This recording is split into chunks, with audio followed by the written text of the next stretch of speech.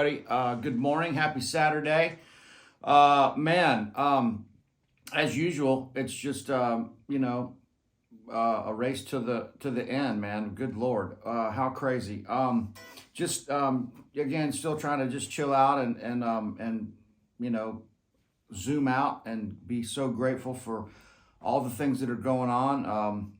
And for you guys, man, thanks for giving me the inspiration and motivation to come back into this room when I only have a couple minutes to share with you guys. I value that time, and I'm learning more. The more I try to figure out better ways to describe and explain and shed light on the things that we're doing in the music world and on the guitar, the more I learn about it. And I'm learning so much. This has made me a better guitar player, and a better musician and a better human being, which ultimately that's what it comes down to. Don't be a dick, right? But don't take no shit either. There's a fine balance there. You got to have a little edge to you too. I always say that I don't want to listen to anybody's music that's a stable person. I know that's a little crazy, but think about it, man. We all have to be a little nutty to keep doing this stuff. So, and to dig deep and try to really feel something. Hey, that was a little minor thing there. I wanted to share a couple things with you. I got some pedals to show you here. That a couple things that I'll dig out here. I want to show you a couple things just for fun. These little episodes are just kind of variety shows, like little variety of what I'm thinking about, what's going on, maybe show you a little guitar stuff, just chat a little bit and share some of my life with you guys, and like Jed and Uncle Larry, man, we've got a cool little kind of thing going on here, man, where there's not many working musicians sharing this stuff on the internet that aren't trying to just blatantly sell you something. These methods that I have come up with that changed my life on the guitar when I was a kid, I'm not wavering from those methods, and the CAGED system, what people call the CAGED system, and I don't like that term because it sounds like something that's trendy and new, and I'm just going to tell you that the CAGED system's not new and it's not going anywhere. All it is the way that the guitar is tuned and the way that the chords lay out on the fingerboard. It's just the greatest, most concrete fundamental that we have on this instrument. And I'm going to tell you a couple of the reasons why I think that is, and also maybe some of the things that other people on YouTube aren't telling you about the CAGED system. One of them is the sheer fact that it lays your hand out in the right position. The hand position is crucial. And I'm going to get into some of this stuff right now. So let's go. So anyway, look, man, here's how this works. Here's my C chord. If I need to move that up to a C sharp or a D flat, God forbid you ever have to play in that key, well, now I have to bar everything that's moving up because of the nut. And so if you think of your first finger as just a movable nut up the fingerboard, that's how this is all working. And so if I'm playing a C here, if I play an A, well, then if I move that up to B flat, I have to create this bar chord, so that becomes the A shape, right? B flat, B, C, right? Same with G. Here's my G. If I move to A flat, here's A, and then here's C. So that's how this is working. Here's C. Here's the first inversion is the A shape. Then that's connecting to the G shape. I'm not going to go through all these in a lot of detail, but I'm just showing you what's going on here. So then this is going to continue on up to the E shape. So what's happening here is each time I move up, watch my hand position. Here's the hand position. Here's the bass note, C, the root note. Now, as we move into this next position, that root note is going to be replaced by my first finger, and that gives these fingers the ability to work up in front of my first finger. right? Now, see what I mean? So now, these are in front of my first finger, you know. Now, they're in front of the first finger here, which gives you that plane of the G shape. Now, in the E shape, this bass note's going to continue on. You can see that triad stayed where it is. It's moving up, right? Now this connects to the D shape. That puts my hand in the perfect spot. So if I'm in this shape, I'm not, my hand's not moving all over the place to try to find these notes. It's because of that fundamental, the chord, the arpeggio, the pentatonic for major and minor, and then the scale. This is crucial. Your hand position. If you're holding your hand in the right position, your fingers are going to lay out where they're supposed to before you even know it, because you're already in the right area, right? So, and each finger gets a fret. So, you know, look at that, man.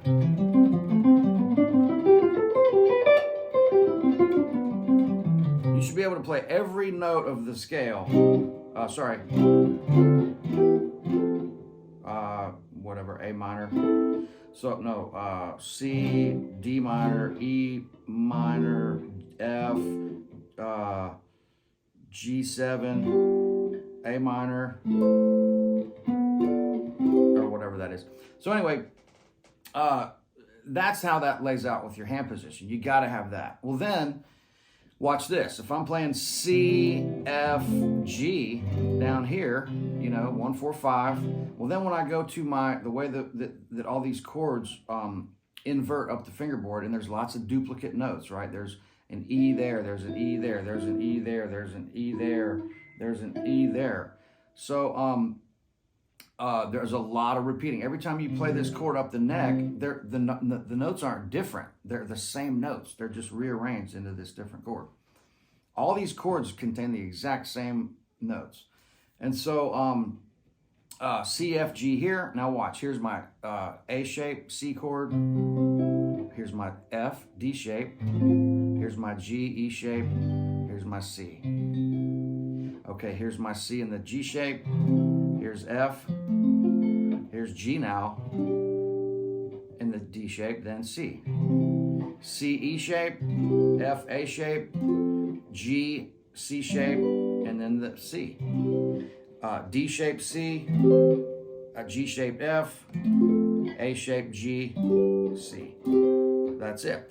So with that being said, if I'm playing 1, 4, 5 and I want to start outlining these chords, I'm going to play the 1, 3, 5 of the root. Then the F is right under it, because I'm seeing this shape. You know, I'm seeing the shapes and knowing what sounds I want to access.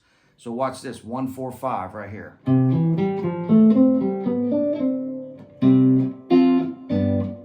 And the thing is, these voicings, how this relates to lead guitar, it's ultimately related to lead guitar. Chords are only chords if they're played in groups of the strings of the notes being together like this. As soon as you separate them, now it's single notes, right? So the voicings are staying really close together.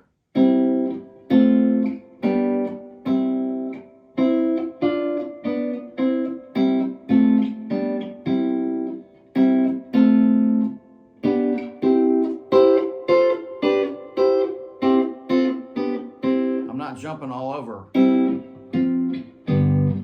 know what I mean? So the voicings are staying close. So if I'm playing here and I want to play over those chords,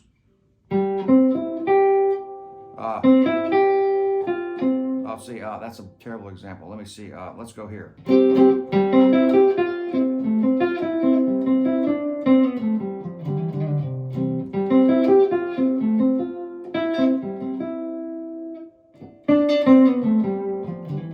That's C, F. So when I land on that, right down the C scale. But when I land on the F and I stay there and I commit to it, then it adds a melodic property with the F chord underneath it. If I just played C there, you know,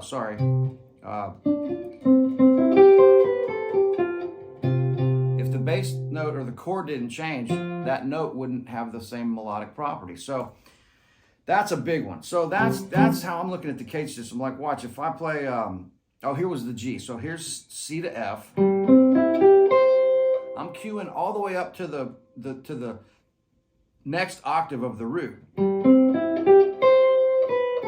Then walking down the scale.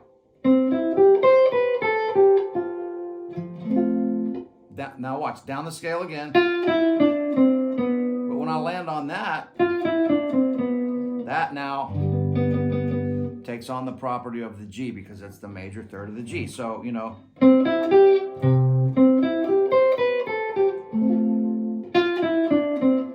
Or,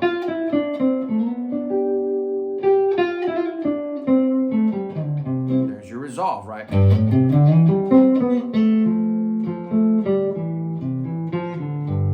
Oh, sorry, one more time.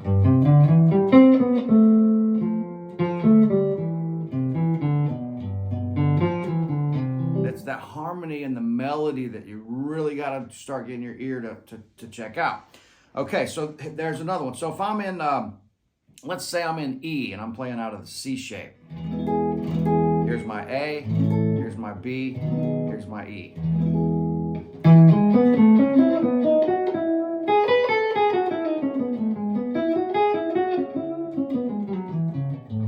Do the phrasing trick.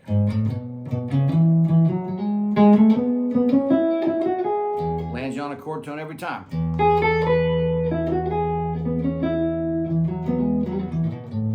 Then start rearranging them to make some lines, right? So again, groups of 3, landing on the chord tone every single time.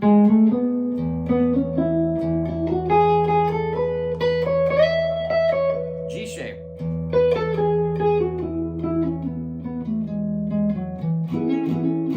Watch this. If I'm in this C-shaped E chord, I'm going to play a little fancy lick for you here.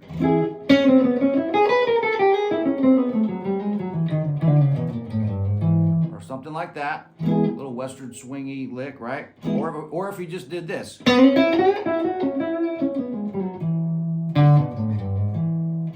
My hand's not moving because I'm in the right position.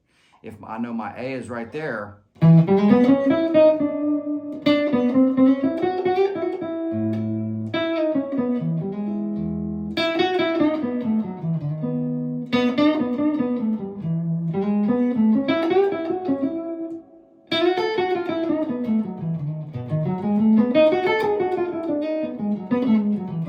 B, back to E, to A,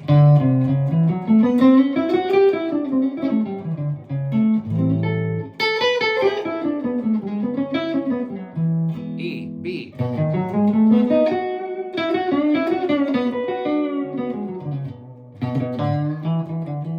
Watch A shape.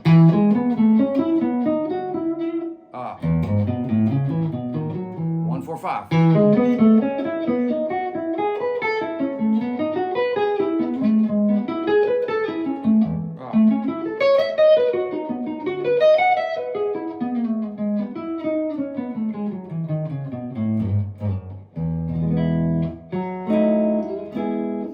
That's the beauty of the CAGED system, man. It's really, really, really crucial.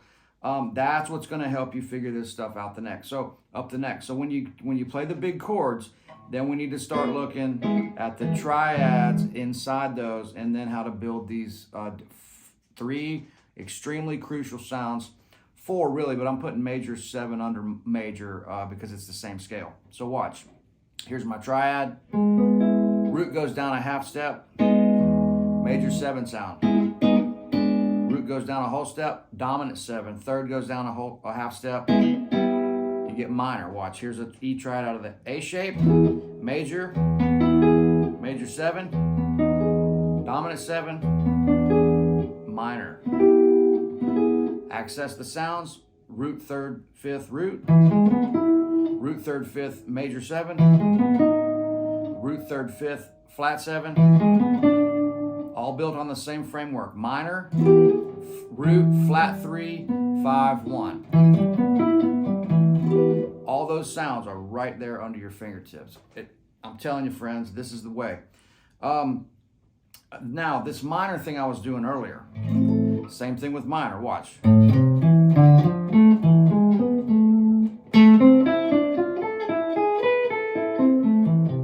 Just flat the third. 1, flat 3, 5, D minor, 1, flat 3, 5. So A minor, D minor, E7.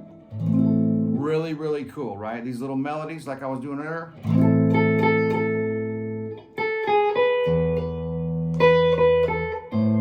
But those don't matter if you're not changing the chords underneath. Okay, I'm running out of time, but I wanted to show you these pedals real quick just for something fun. Of course, Diodario has done a nice giveaway on their website and Instagram. You can check them out. I use these Diodario classic 0.70 millimeter picks. Nice. I use the shoulder. And if they get a little bit of a burr or something on there, they go in the garbage and I get a brand new one. That's when they sound really nice. And it's a great pick. Diodario New York XL strings, 10 through 46. The Danocaster Tele Blaster. Man, this thing is just so great. I don't know what would happen. What would I do if anything happened to this guitar? The Fender Princeton Reverb. Back in the corner here, volume on 2.5, treble on 4.5, bass on 3.5, reverb on 3. And that's it. No pedals. Straight in. One cable. Planet Waves Diodario Tour Series. These are the greatest cables. They coil nice. They are incredibly reliable. You don't want real expensive cables. You don't want to spend $300 on a guitar cable because they let too many frequencies in and they don't sound good. You want just a nice cable that's not over engineered. You know, we don't want an over-engineered guitar cable. That's one of the worst things you can have, is an over-engineered guitar cable.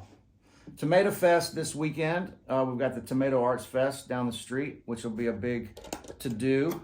Had a great hang with some nice friends yesterday. Went up to the Riverside Revival with Nick Guthrie for the fish fry. He runs the show up there. Wanted to thank Brett Papa for hooking me up with the guys at Keeley. They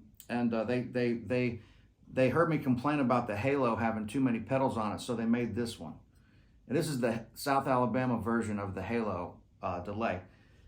This thing is so badass. Look at this thing, these big knobs, so nice, so satisfying. We'll do some demos on that soon. Keeley guys are amazing, super great people, really great guys. And you know us, man, we don't endorse anything unless you're great people. So there's that. And then I got this. Analog Man came to New York to the show.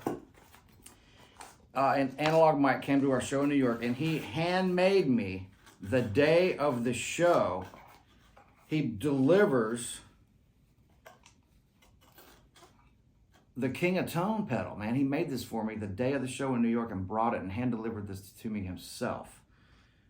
He is cool as shit, this guy. He loves to drive Porsches, old Porsches. He races old Porsches, and he's just one of those dudes, man. And he brought me this. I'm thrilled. The guys could not believe it, and everybody's giving me shit because they're like, well, Guthrie should have to wait for 6 or 7 years like everybody else. And I said, well, just put him on the guest list at your next show in New York, and maybe he'll bring you one. So there's that. That was nice. And then I got this in the mail. You know, Billy Gibbons sends me something in the mail almost every other day. He's the most amazing human being walking the planet. So he sent me this old Mullard 12AX7 tube, old Mullard 12AX7, and this is the second one of these real tube pedals that he sent me. Now, I'm not bragging or complaining. I'm just sharing this with you, but this is a pretty amazing pedal. We'll do some demos of these pedals too. But man, that's badass. Billy Gibbons is just the coolest dude walking the planet. And he sends this kind of stuff too. Frankie's Tiki Room, Las Vegas. Billy Gibbons, man, he's the main man. Doesn't get any better than that cat, folks. All right, guys, I'm running out of time here. I don't even know if my phone's working. I hope it's recording all this shit. But I hope you got something out of that. Look, have a great weekend. There's so much more to come. And don't forget, please, friends, spread the word. New York City, the GT Trio, Tom Bukovac, Jed Hughes, Nick Goverick, and special guests featuring Jordan Perlson and Tim Marks on the Fender 4-string electric bass with frets, and Jordan Perlson on the drums and cymbals and percussive accessories. And so we're going to be in New York at the bitter end, November 18, 19, and 20. 3 nights, man, with Uncle Larry and the crew, Jed Hughes and our dear buddy Nick Goverick. And it's going to be a hell of a party. It's our unofficial in stereo record release party, New York City version. So, hey guys, I love y'all. Thanks a million. Please light up the comment section. I got to say this kind of shit now that we're on YouTube and big time show business, you know. Leave a comment. Hit the tip jug if you're getting something out of these. You know, I got to be able to buy a sandwich and a cup of coffee and maybe a glass of wine every once in a while. So, hey guys, love y'all. Thanks a million. All right, cheers.